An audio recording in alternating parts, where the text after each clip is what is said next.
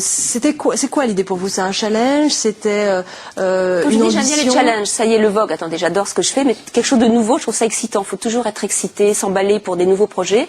Et ce magazine, je ne suis pas la rédactrice en chef, c'est Olivier Lalanne, le rédacteur en chef.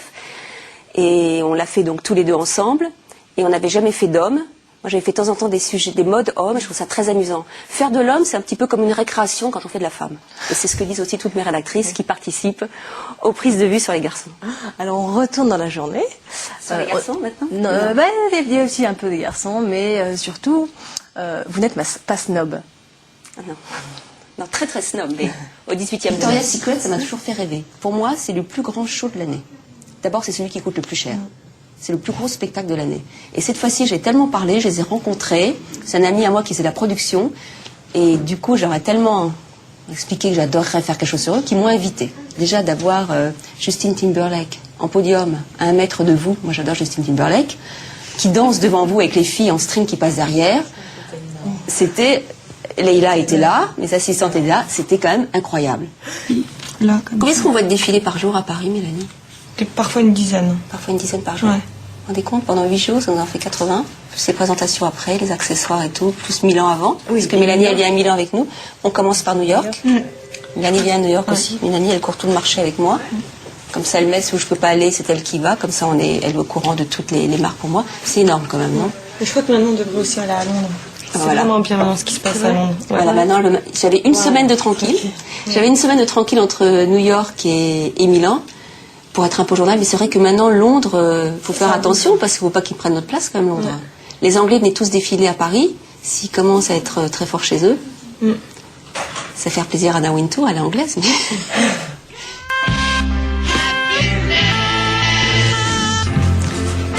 Bonjour tout le monde. Oh, c'est super. Et donc le titre, il sera de l'autre côté. Donc là, il y a le titre. Donc en fait, quand c'est replié, on voit juste le titre. Et après, quand on ouvre, on voit tout le plan. Okay. Mais il y a le titre sur la couverture. Et tu me le redonneras après quand la pub en... Oui. J'aimerais bien le revoir complètement finalisé. Alors tu vas refaire avec le carton là. Avec le bon texte, je le réimprimé et recollé. Bonjour Ludivine. Karine l'a vu? Karine a vu quoi? Dans la photo Hugo Boss que j'ai faite. Non, elle est très bien. Et ouais, j'ai tout vu. Non, tout est très joli. Bravo. Bravo, bravo. Moi j'arrive, Céline, ok. Et... Bonne année. Merci. Et Pringle? T'as pas vu? Non, on m'a pas donné. On l'a fait aussi, il y avait 2 choix. Ah ben ils me l'ont pas donné. Non, c'est pas arrivé. J'ai les pots là. Ah bon, tu l'as fait en tout cas, c'est bon alors. On va très bien. Voilà. Je donne du cœur. Ah, formidable. La beauté a pas beaucoup de cœur. Non, parce que quand on parle d'un magazine, on a les avant-textes et on a le cœur. Le cœur, les avant-textes, c'est toutes les informations, les brèves, ce qu'on appelle les petits, plus pratiques, voilà. Le conseil. Et le cœur, c'est les grands sujets de mode surtout. Voilà. Et très visuel. Très visuel, les sujets de mode, les sujets sur un écrivain, une belle maison, c'est des choses très visuelles. Et c'est vrai que la beauté a très peu de cœur. Oui, c'est vrai qu'on est. Et là, on ordonne. Et là, maintenant, on commence, Karine, voilà, on remet de la beauté au cœur. Voilà. Donc c'est pour ça que je dis qu'elle faudrait nous donner au moins 6 à 8 pages en mai. Génial, voilà une bonne nouvelle. Content. Ah oui. Faites plaisir, donner des pages. Voilà, c'est comme ça qu'il faut faire dans les rubriques. Ah, ça, on est content. Ah, c'est la guerre des pages. On n'a pas assez de pages.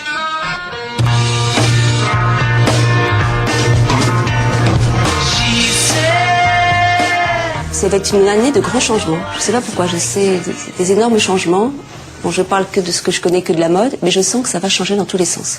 Que les designers vont changer de maison, il suffit de 1 ou 2 designers qui changent, que la mode en est complètement chamboulée. Et je sais pas, je trouve que ce serait pas mal. On a besoin, on est trop dans les mêmes tout le temps. Je trouve que ce serait pas mal d'avoir un grand chamboulement, des nouveaux visages, des surprises, un petit peu de sortir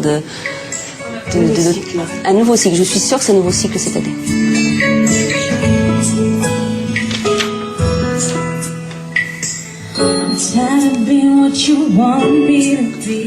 Karine, vous nous avez raconté que vous avez été donc à Los Angeles voir le défilé Victoria's Secret. Oui. Que pour vous, c'était le meilleur show de l'année, vous qui envoyez peut-être 450 c'était par le an. meilleur show pour les vêtements, mais c'était un vrai show, un vrai spectacle.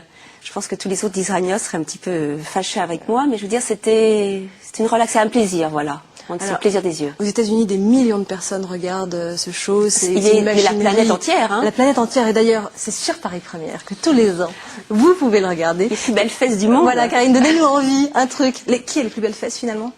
Gisèle. Gisèle Bündchen. C'est toujours la brésilienne, Gisèle, qui a les plus belles fesses. Bon, mais voilà. Elle était incroyable. Non, non. Donc, les garçons seront très contents. Non, mais il est sur Paris incroyable ce show. Première, Je veux dire, ouais. c'est un petit peu comme foire un show à Las Vegas. Je veux dire, c'est un petit peu le même style de show. C'est très loin des défilés un petit peu plus créatifs, des défilés de créateurs. C'est autre chose. On ne peut pas comparer. Je ne veux pas dire que c'est le plus beau show de l'année. C'est un mais en spectacle. tout cas, c'est un spectacle. Spectacle, ouais. Et comme c'est le dernier.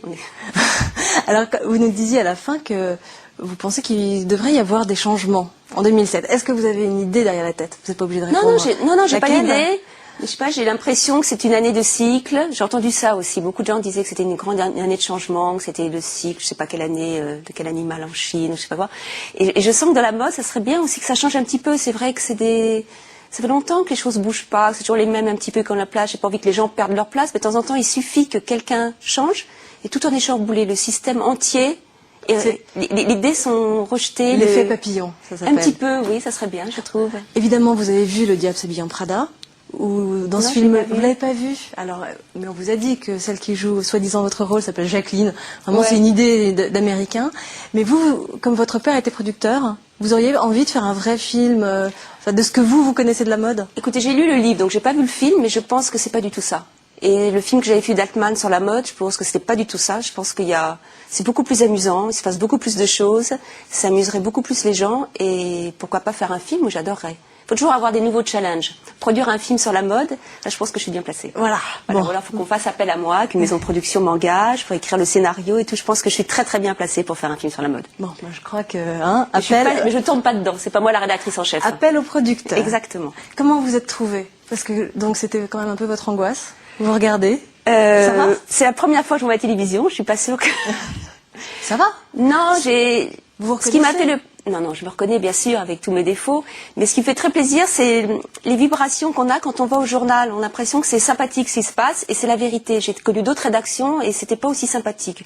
Je pense que les gens s'entendent bien, elles sont contentes de venir travailler, elles sont contentes d'avoir des pages en plus, d'avoir encore plus de travail. Il y a une grande énergie, ça devait sentir donc quand vous êtes arrivés. Oui, et puis c'est pas forcément d'ailleurs l'image qu'on pourrait avoir de l'extérieur. Non, c'est pas ce que les gens pensent de la Maison Vogue. Elle est très jeune, la Maison Vogue. Hein. Je suis la plus vieille de la Maison Vogue. Vous avez vu, toutes les autres filles sont très jeunes. Je sais pas, je trouve que ça se passe bien. Il y a je sais pas, c'est vraiment un travail d'équipe. Et qu'on a beaucoup Et alors, apprécié filmer. Et Olivier? Alors Olivier, c'est-à-dire qu'on a un problème de temps. C'est comme moi un problème de temps. Nous, voilà. Nous, on a un problème de minutes. On en reparlera. On en reparlera. Alors faut l'inviter. Il est exceptionnel. Merci beaucoup, Karine. Merci. Merci à vous. À bientôt.